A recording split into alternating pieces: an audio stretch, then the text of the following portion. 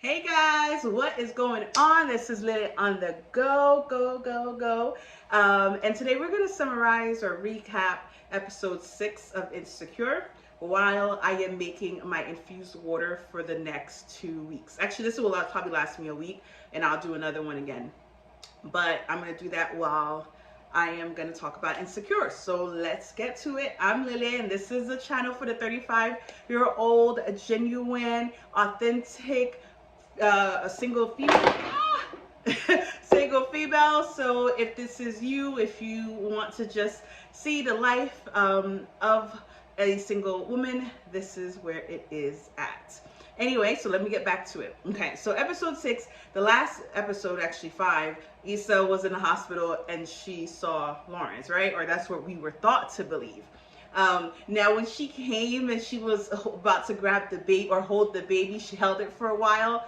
I was like, oh my gosh, how mature of her. She has definitely overlooked everything and was just willing to see the baby and understand where they were at.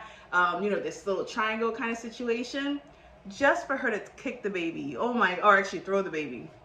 That was the most funniest thing ever. I paused and busted out laughing because it just made no sense how I was really believing that she had grown and matured about the situation just for her to go throw the baby in the garbage. So that was just so funny.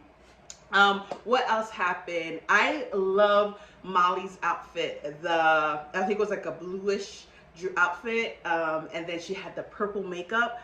I was like, wow, that, even though it didn't look great, it looked really nice. Something about it was very unique. It seemed very like runway model kind of situation.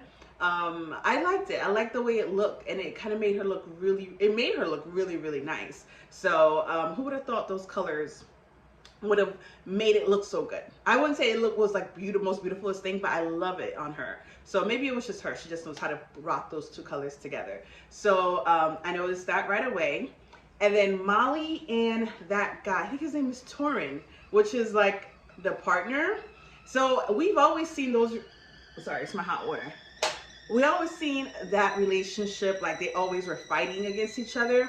But as of late, Torin has been there like kind of holding her, kind of having her back. And I'm not sure if that is, it's just probably to show that their relationship is forming, or that they're coming together, or kind of, just working along. They experienced similar things. We found out, his brother was in the hospital, or some family member was in the hospital, going through their own personal stuff while he was trying to push through, making his way up in his career. But yeah, I see that is very odd. He's covering up for her. He's protecting her. So he obviously has an interest, but he's slowly, going into it. And it's nice to see them, kind of coming together, having conversation, something personal. But man, don't mess this up, Molly.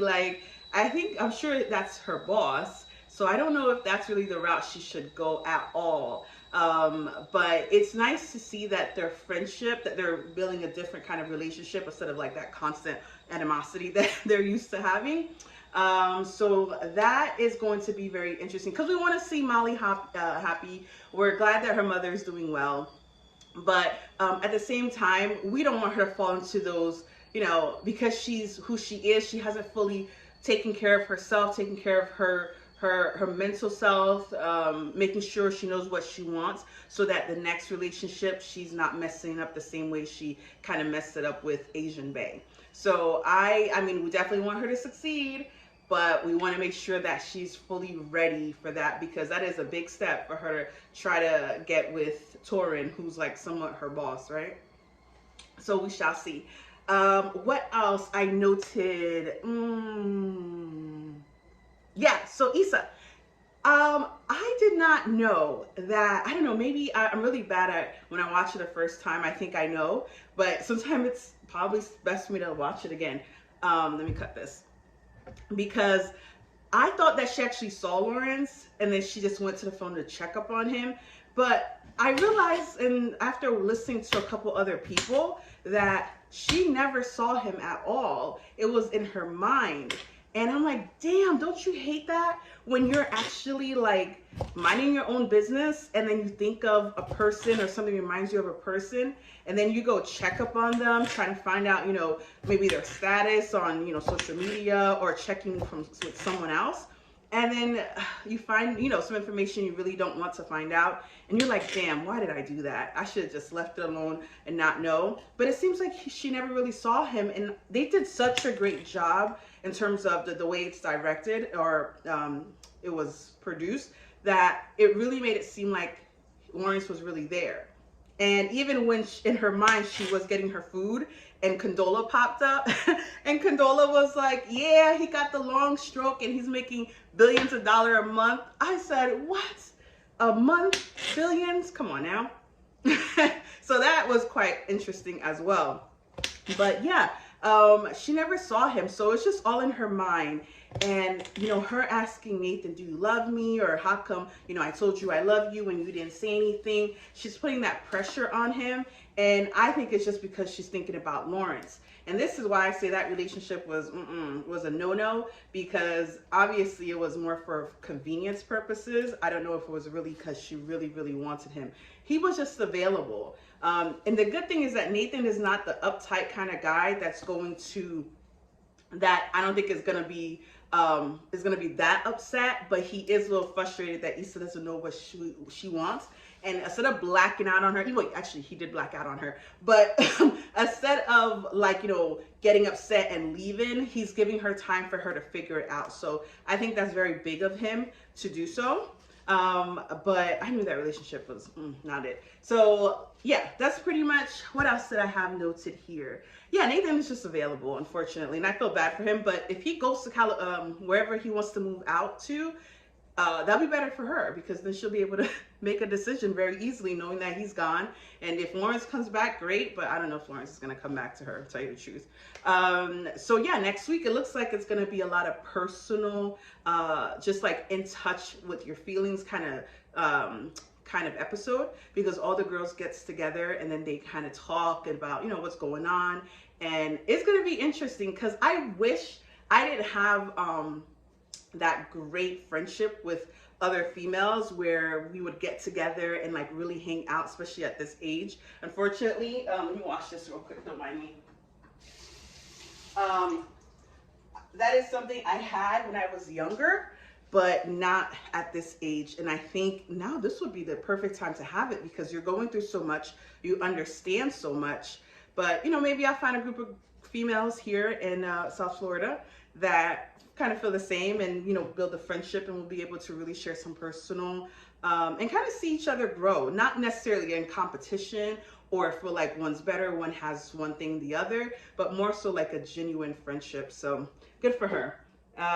So we are gonna see what that episode is gonna be like. I think we're gonna I hope Issa and Molly don't get at it, because you know how they are sometimes. And Issa tells the truth about some of the things that's been going on, like her real feelings with Nathan and how she probably really misses Lawrence.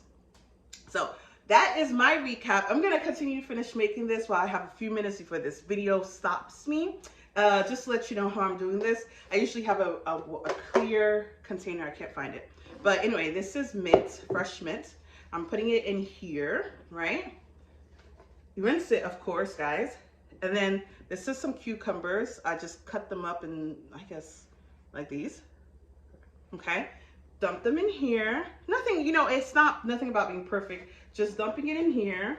And then I have some ginger. Now, sometimes you could do limes or lemon, but because this is going to be sitting here for a few days, I prefer using ginger. Because the lemon will start tasting very, very bitter. So I take the ginger, but I kind of use, let's see here. Sorry, my mother sometimes moves stuff for me. So I kind of do this, crush it a little bit. So, sorry. So just crush them so like the real taste can open up in the water. And then I usually just do regular water, but I boiled some water. The reason why I usually do regular is because it wilts down the mint, but this time I figure why not. Okay, so I'm gonna pour this in here. Yes. Ooh, I'm making a mess. So I'm gonna leave it cool. I'm gonna pour the rest of the water in here. But just wanted to show you guys. And I'm gonna drink this throughout the day a few times, and then just keep replenishing water into it. And then of course, after a few days when things started looking murky, just go ahead and take things out, put new mint, put new cucumbers, and new ginger and new water. Just kind of keep doing that and drink that on a daily basis. So this is me getting ready for my fast, and get yourself something cute, okay? All right, guys, that was it for the wrap up. Thank you for tuning in. Catch me on the next video. Bye.